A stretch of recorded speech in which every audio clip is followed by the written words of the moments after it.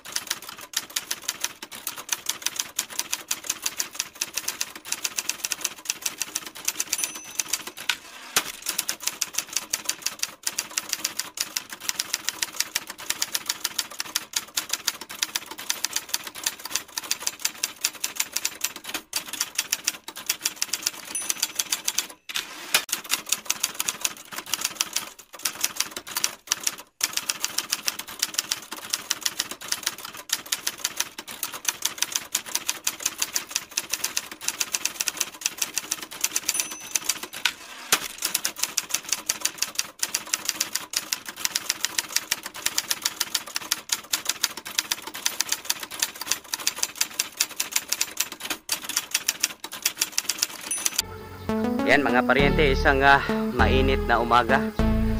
Andito po tayo ngayon sa ating taniman po ng ampalaya, at kahapon pa po nila ito na gawa ng plat, pero hindi ho natin nasilip kasi mayroon ho tayo ibang ginagawa.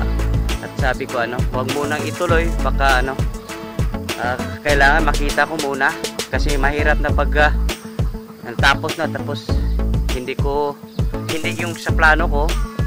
Kaya ngayon po inagahan po natin. Dito po tayo, mayroon na daw silang nilagyan po ng at pinapatignan po natin, kasi mahirap na pag naituloy na po nila at hindi po natin na sang-ayon po sa ating plano.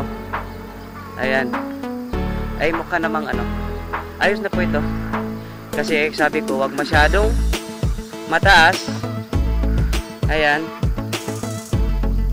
at saka halos kalahati lang po ng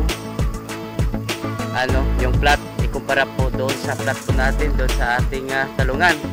Kasi ang gagawin ho natin dito ay yung patubig po natin rito ay isang canal irrigation. Kaya hindi ho natin pinapataas po yung niya, ay yung pong plat.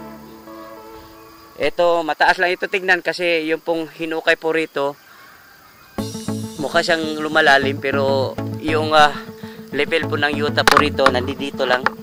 At okay na po ito mga paryente, kasi yung gagawin ho nating canal irrigation, hindi lang ho canal mga paryente, talagang flooded.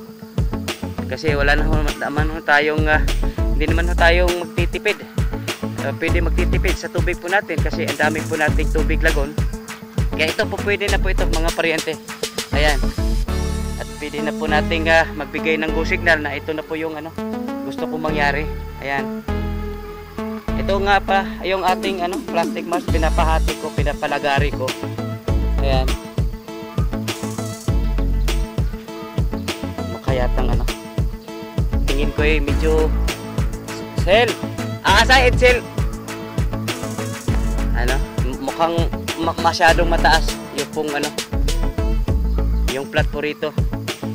Lang halos kalahati lang din ng plat natin doon sa ating talungan, kasi pag sobrang taas mga paryente, kailangan din ho natin maraming tubig para pumantay po rito sa pinakataas po niya. At hindi ho natin pwedeng ano po doon kasi kahit sabihin natin unlimited po yung tubig po natin. At kailangan din na hanap po tayo ng paraan na hindi masyadong ano medyo ano kana maraming tubig na ano magagamit po natin. Sel, murag taas na kayo ni Sel. Kuan, pwede rin kita ganito nga. Pwede rin kita na ito dililabtan para lawom na daas kilid. Kay ugato na siyang patagon, nagkapatubig na to. Sayang, di na natilabtan to nga.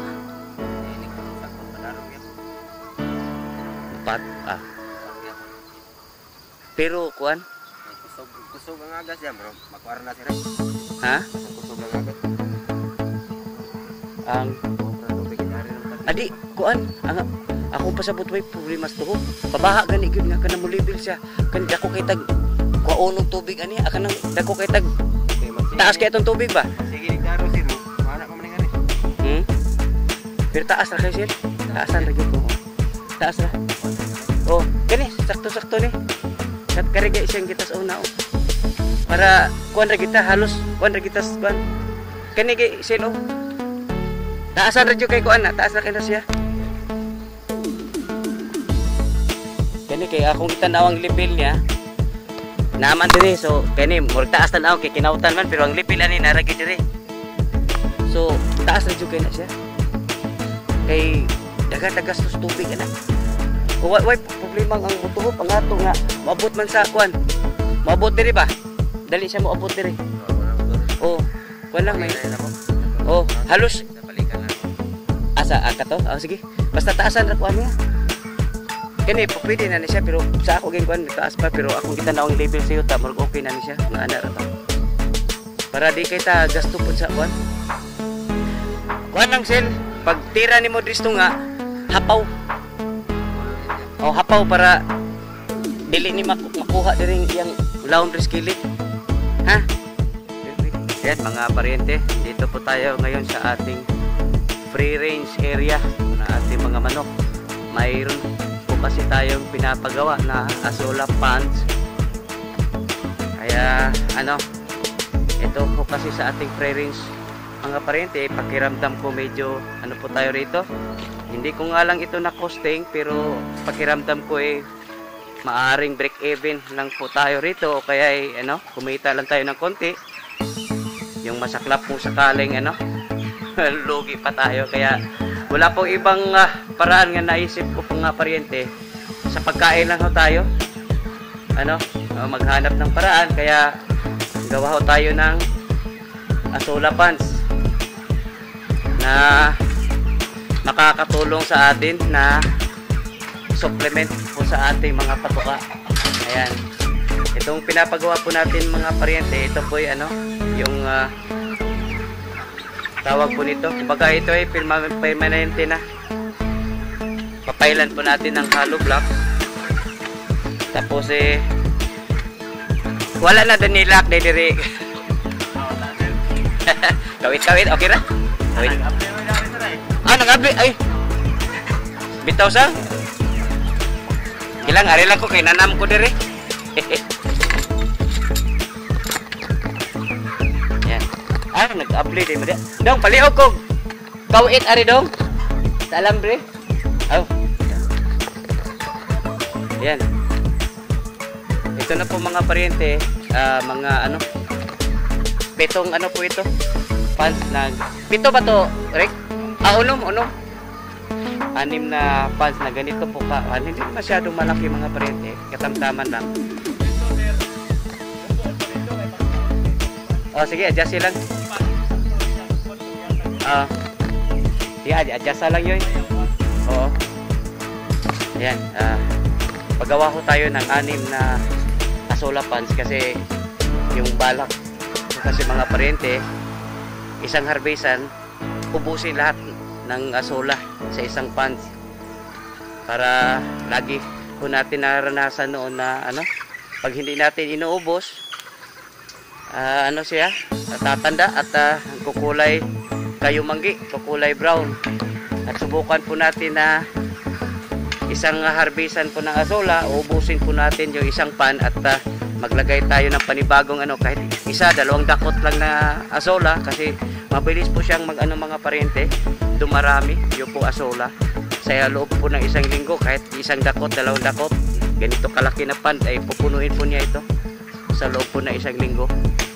At nagpa-reserva na rin po tayo ng mga paryente ng mga dumi po ng baka. At yun ang gagabitin po natin na pataba po na ating tubig. Ayan. Dito ho yung napili ko na lugar kasi hindi po siya, mayroon po siyang konting masisilungan po siya at naaarawan. Hindi kasi naranasan po natin nung araw, nilagay po natin sa full sunlight. Yun ang nangyayari mga paryente. Naman siya yung lumalago, pero yun ang problema ko talaga yung pong yung pong siya, nagkukulay kayo mangi, tumatanda siya. At ito susubukan po natin kasi yung pong kasalukuyang asola pans po natin mga paryente, andun po natin nilalagay malayo, kaya tingin ko kaya nga hindi naalagaan yun o hindi na tinatamad po silang pumupunta po roon. Kaya ang ginawa ho natin, pinapalapit po natin sa ating taga-alaga po rito para madali lang naman sila mag-address at saka wala na po silang katwira na dahil kesyo malayo hindi ho nila naalagaan. Yan, malaking tulong po itong asola pans ito asola mga paryente. At ito po naman po masagana sa protina, kaya marami pong gumagamit po nito. Yun nga lang yung problema natin nung ating asola pans kasi nandoon sa malayo nakalagay, sasadyain mo talaga. Kaya ito na, malapit na po sa ating taga-alaga, kaya wala na po silang rason na hindi ho nila maalagaan o kaya hindi ho matupad yung po ating gustong matupad. Ayan, mayroon na rin po tayong nakaabang na patubig po rito, yung pusis. So madali na lang ito. Kuha na lang tani Rick. Rick. Asi, doon na lang po puhon o gunsa. Kato, it's DPE lang ta. Doon kay mag-flooring. Dako nyo, wala pa ito ilabot sa ibon. Kuha na lang ta. Tala pamanta dito niya. Itong mga karaan na ito it's DPE at totohol button. Basig, waman tumuhubas, wala ito ibuslot guro. At last, Tony na ibahala ni. Ton, yung kaso, kuhan ton ba? Kay, na sila'y, kuhan. Ibaw na ka nga, basin, next week siguro. Pangay, lagbak up, kung kaso, kinanglano ni mo. Kaso lang, kinanglano ni mo. Ayan, mga paryente. Ayan, mga paryente. Sisilipin po natin po yung ating mini lagon. Kasi, tumawag po yung kabilang farm na nag-pump out na po sila ng tubig lagon dito kasi sabi ko mas maigi ng ma-try po natin, masubukan kung wala po bang naging problema dito po sa linyada po natin. Ayan na po, yan po yung ating tubig lagon na nanggagaling sa kabilang farm. Ayan, malakas yung pasok po na tubig, so ibig sabihin wala sigurong naging problema doon po sa ating linyada po ng tubig po natin kasi yung ginamit po kasi yung flat po kasi sa layo po medyo malaki po yung gagastusin kung gagamit po tayo ng mga PVC pipes. Ayan, kaya ito na po, malakas. Tingin ko wala naman sigurong problema doon po sa ating linyada kasi malakas naman po yung daloy po na tubig po rito. Ayan, malayo po ito magmula doon sa pagsaka ng ating tubig lagon. Sana yung problema lang dito mga paryente, medyo dumarami po yung tuyong dahon, kaya plano ko yung mga kawayan po nasa tapat po dito sa ating mini lagon, kailangang putulin yung mga kahoy na yung mga rito nasa tapat po ng ating lagon. dapat putulin mga paryente kasi napakarami pong tuyong dahon. Although yung itong dahon mga paryente, hindi naman po ito maisama sa pag bomba pa natin kasi yun po atong suction hose po natin, mayroon po yung filter sa pinakadulo, pero ganun pa man mas maigi na hindi po ganito karami yung dahon. Ayan, at tingin ko naman mga paryente, ayos na ayos po yung ating tubig lagon. Ayong pong pagdaloy po yung ating tubig lagon po rito, mukha namang walang problema sa ating linyada. At siya nga pala mga paryente, ito po yung ating tubig lagon. Ito po ay byproduct po ng ating biodigester doon sa kabilang farm. Ayan. At tingin ko ito po yung napaka-sustansya po nito at malaking tulong po ito dito po sa ating gulayan. Lalo na ngayon na mukhang papasok na po yung tag-init, ay malaking tulong po ito mga paryente. Ayan. Ayan mga paryente. Tapos na po sila pitas po ng ating talong at ipiflex ko po yung ating ani po ngayon. Ayan. Ayan, mga segunda ni Sereno. Segunda kari mo. Napakaganda mga paryente. Oh. Violet na violet po yung ating talong at saka napakakinis mga paryente. Ayan no. Ito mga malalaki po rito. Nako, ang mga lalaki yung ating talong mga paryente. Nako. Ito yung mga baliko, ito yung parang segunda, reject nito. Yan, segunda, primera, ang dami pong primera mga paryente. Yan, ito po yung mga primera klase. Iba po yung kasing presyo po nito mga paryente. Ito po yung kumbaga ito po yung class A, class B, ito yung class B, at ito naman po yung class C. Yung class C, ayan, at dito rin sa kabila sisilipin po natin yung pong ating yung pong saging po natin. Ito po yung harvest na ating saging. Ito po yung saging natin mga paryente. Napakarami din po mga paryente oh. Daghan lagi ron si daghan oh, napagay di oh. Ano sa naisuna diyang para marikupulo amo na siya oh. Uy. Oh. At mga paryente, ito naman po yung ating pitas po nating kalamansi. Kung tutuusin mga paryente, mas marami pa po nito. Kaso lang, hindi po tayo nagpipitas kung wala po tayong order. May mga tag-iyan na ni Berno.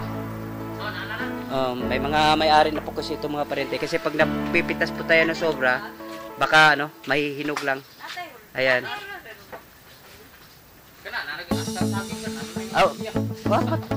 Pati na rin po itong mga saging mga paryente. May mga na po ito, may mga may-ari, kumbaga may mga pangalan na po ito. Asa sa merkado pero sa Marco Polo po. Amo ba? Ay. Dinede ko kapalit ani Kim. Gamay na lang sobra ni. Dual lang ka 3 mabilin. Nako. Ayan mga paryente. May mga pangalan na pala itong mga ani dito. Ayan, kinikilo na po mga paryente. Baga isang plastic, 10 kilo. Ayan. Mamaya bibilangin natin kung ilang plastic. Doon po natin malalaman kung ilang kilo po ito lahat. Ayan.